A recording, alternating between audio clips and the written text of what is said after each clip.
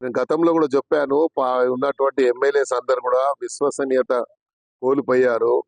ప్రధానంగా కేటీఆర్ గారు ఆయన ప్రవర్తన గాని, ఎమ్మెల్యేలతో ఆయన మరి వివరించిన వ్యవహారం గాని, ఒక ఎమ్మెల్యే కూడా మర్యాద లేకుండా ఏదో చీడ పురుగులను చూసినట్టుగా ఎమ్మెల్యేలకు కనీసం మర్యాద ఇవ్వకుండా ఆయన ప్రవర్తించాడు. కాబట్టి ఈరోజు ఎమ్మెల్యేలు అంతా కూడా ఆలోచిస్తున్నారు. కాంగ్రెస్ పార్టీలో పోతే మాకు సెల్ఫ్ రెస్పెక్ట్ ఉంటుంది, ఆత్మగౌరవంతో మనం బతకొచ్చు, మన ప్రజా సమస్యల్ని పరిష్కరించడానికి ఇన్ని సంవత్సరాలు అయినా ఒక్క పని కూడా మేము చేయలేకపోయాము.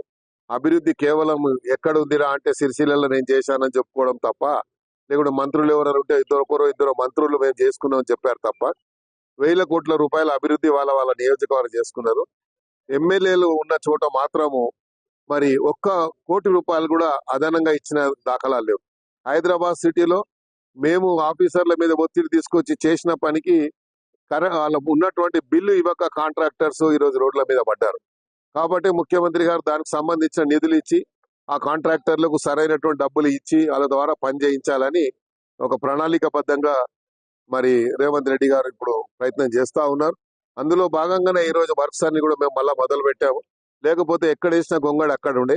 ఈరోజు హైదరాబాద్ లో ఉన్నటువంటి ప్రధానంగా సమస్యలు వాటర్ స్టాగ్నేషన్ పాయింట్స్ కానీ, లేకపోతే మంచి వర్షాలు వస్తే నీళ్లు సరిగ్గా పోవడానికి మార్గం కానీ, ఆ యొక్క ఉన్నటువంటి నేచురల్ గా వాటర్ పోవాల్సిన అవసరం ఉంది.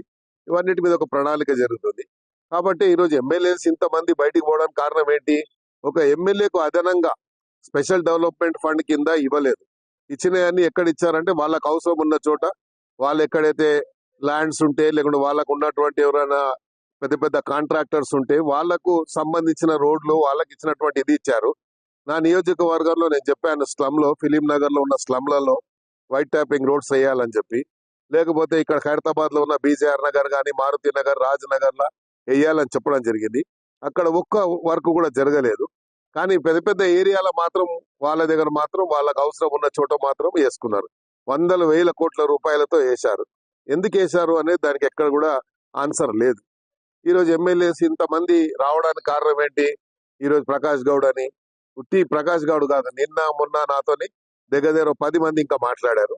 10 మంది అడిగారు. నేను చెప్పాను, కాంగ్రెస్ పార్టీలో నేను ఉన్నాను కాబట్టి నాకు తెలుసు, కాంగ్రెస్ పార్టీలో స్వేచ్ఛ అనేది మనకు sky is the limit. Congress పార్టీలో మీరు వచ్చి ఎలాంటి ఇబ్బందుల గురి గారు మేము అది బాధ్యత మేము తీసుకుంటాము.